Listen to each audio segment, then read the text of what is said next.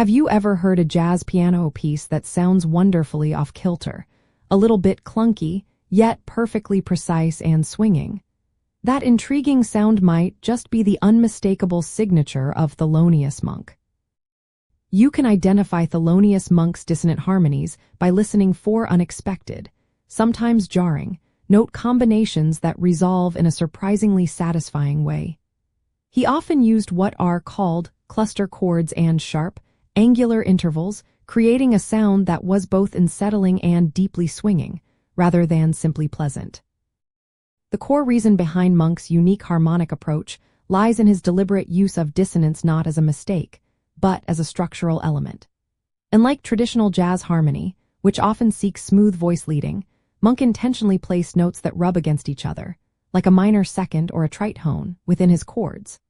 This created a sense of tension and releases that was central to his musical language, pushing boundaries while maintaining a strong blues sensibility. To actively identify these harmonies, first focus on the piano's chord voicings.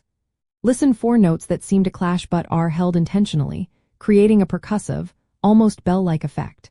Next, pay attention to how these dissonant chords often lead to a moment of unexpected resolution, making the consonant chords that follow sound even sweeter. You might also notice his distinctive use of space and silence, which amplifies the impact of his unusual harmonic choices. Monk was a master of what is sometimes called prepared piano, not in the John Cage sense, but in how he used his hands to strike the keys with deliberate, first and often flat fingers, creating a distinctive percussive attack.